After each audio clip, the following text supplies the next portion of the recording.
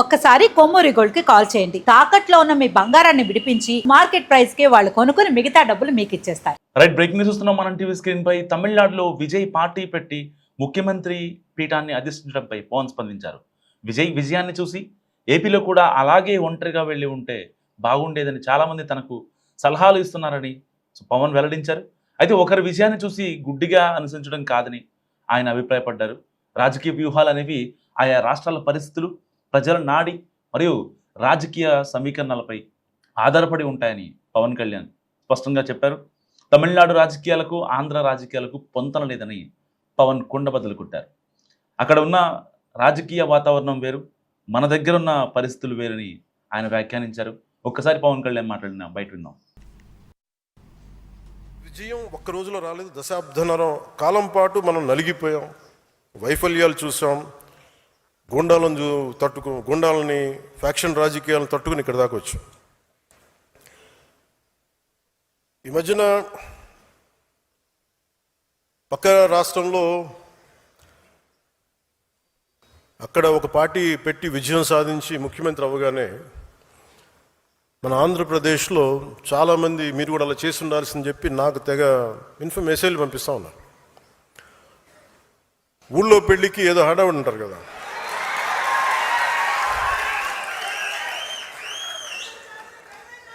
అంటే అంటే ఎలా ఉండదంటే మనకి సందులోనో ఒక పెళ్లి జరుగుతూ ఉంటే మన ఊళ్ళో చిన్నపిల్లలు పరిగెడుతూ ఉంటారు అటు ఇటు, వాళ్ళ ఇంట్లో పెళ్ళి అనుకున్నట్టుగా. అరే ఆంధ్రప్రదేశ్ పరిస్థితులు వేరు. సరే వీళ్ళు చెప్పినట్టుగానే మనం కూర్చొని 2019 నిలబడ్డాం. ఎక్కడ పెట్టారు? 2 చోట్ల ఓడించారు కదా. పోనీ ఎవరైనా నిలబడ్డారు ఆ రోజున నాయకులు అంటే అందరూ పారిపోయారు కదా. సో అందుకని కంపారిజన్ పెట్టకండి.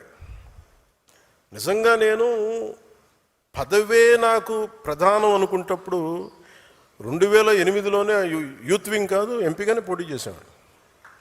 2014లో నేను ఎన్డీఏతో అలయన్స్లో ఉన్నప్పుడు నేను మల్కాజ్గిరి నుంచి ఎంపీగా పోటీ చేయాల్సి ఉంది.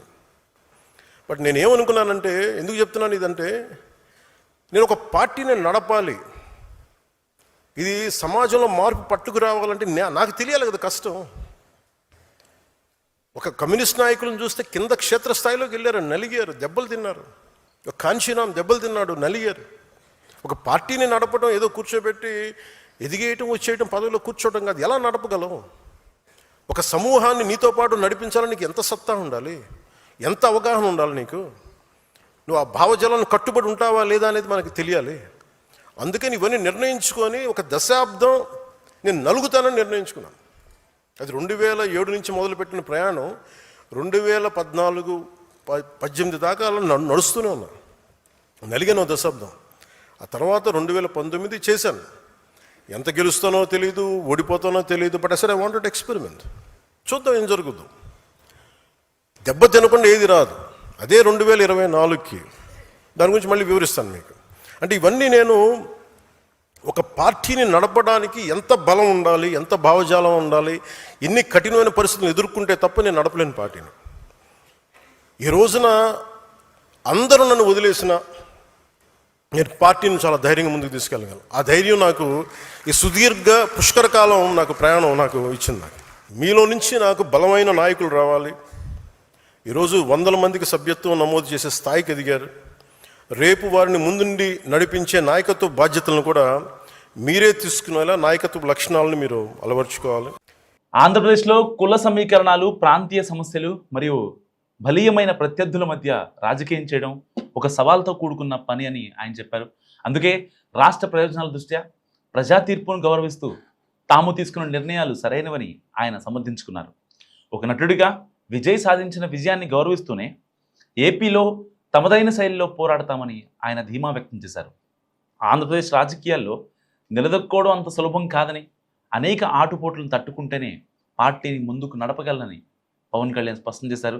గత ఎన్నికల్లో జనసేన ఒంటరిగా పోటీ చేసి ఎదుర్కొన్న ఫలితాలను ఆయన ఈ సందర్భంగా గుర్తు చేసుకున్నారు. తాను స్వయంగా 2 చోట్ల పోటీ చేసి ఓడిపోయినప్పటికీ అధైర్యపడకుండా ప్రజాక్షేత్రంలోనే ఉన్నానని చెప్పారు. ఆ దెబ్బలే తనను రాటుదేల్చాయని, రాజకీయాలంటే కేవలం గెలుపు ఓటములు మాత్రమే కాదని, సిద్ధాంతాల కోసం పోరాటమని ఆయన పార్టీ శ్రేణులకు దిశానిర్దేశం చేశారు.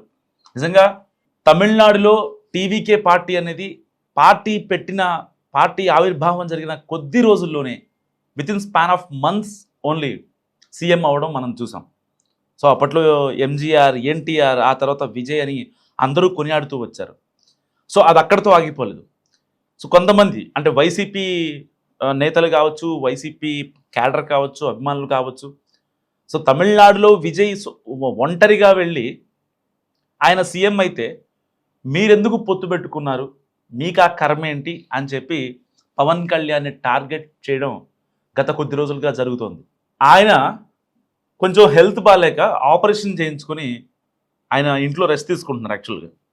సో అలాంటి టైంలో ఆయన్ని పర్సనల్గా వైసీపీ నేతలు ఎంత ఇబ్బంది పెట్టారన్నది నిజంగా ఒక 10-15 డేస్ నుంచి మనం చూస్తూ వస్తున్నాం. ఆయన్ని ఎందుకు అనవసరంగా కూటమిలో కలిశారు, లేదంటే ఆ మాటలు ఈ మాటలు చాలామందే మాట్లాడారు. కానీ వాస్తవానికి పవన్ కళ్యాణ్ చెప్పేది ఒకటే, లేదు ఏ రాష్ట్రానికైనా సపరేట్గా ఉంటాయి, విభిన్నంగా ఉంటాయి పరిస్థితులు అనేవి. అక్కడ కొన్ని క్యాష్తో నడిస్తే కొన్ని క్యాష్తో నడుస్తాయి, కొన్ని సిద్ధాంతాల పరంగా ఉంటాయి, కొన్ని పార్టీలు డబ్బు పరంగా వెళ్తాయి ఎలక్షన్స్లో, కొన్ని పార్టీలు మద్యం పరంగా వెళ్తాయి. అలా అనుకుంటే డిఎంకే నుంచి డిఎంకే నుంచి తమిళనాడులో అయితే వాళ్ళ దగ్గర పార్టీ దగ్గర నుంచి డబ్బులు తీసుకొని తమిళనాడులో టీవీకే పార్టీకి ఓటు వేశారు. దాన్ని ఎలా చూడాలి? నిజంగా అదే రాజకీయ చైతన్యం మరి తెలంగాణలో, ఏపీలో ఉంటుందా? అంటే ఎవరి ఇష్టం మీద అది ఆధారపడి ఉంటుంది తప్ప నిజంగా ఒక్క ఛాన్స్ని అడిగారు టీవీకే పార్టీ చీఫ్ విజయ్. దాని తర్వాత మీరు చెప్పిందే వింటాను అని చెప్పి ఆయన కరాఖండిగా మాట్లాడటం, ఇలాంటి నేపథ్యంలో ఆయన అక్కడ సీఎం అవ్వడం, అనూహ్యంగా 108 సీట్లు, తర్వాత కాంగ్రెస్ అటానమస్గా సపోర్ట్ చేయడం, ఎలాంటి షరతులు లేకుండా ఇటు ఐయుఎంఎల్ కావచ్చు, బీసీకే పార్టీలు కావచ్చు, తర్వాత ఆయన సీఎం అవ్వడం జరిగింది. సరే, విజయ్ సీఎం అయ్యేంత వరకు కూడా అసలు ఎవరు సీఎం అవుతారు, మ్యాజిక్ ఫిగర్ రాలేదు విజయ్కి. సింగిల్ లార్జెస్ట్ పార్టీ అయినా సరే విజయ్ సీఎం అవుతాడా లేదా అనే ఉత్కంఠ చాలామందిలో కొనసాగింది. ఇలాంటి నేపథ్యంలో పవన్ కళ్యాణ్ని సరిపోల్చుతూ, అంటే ఖాళీగా ఉండే నాయకులు ఎవరైతే ఉంటారో వాళ్ళంతా పవన్ కళ్యాణ్కి ఆపాదించారు విజయ్ యొక్క విజయాన్ని.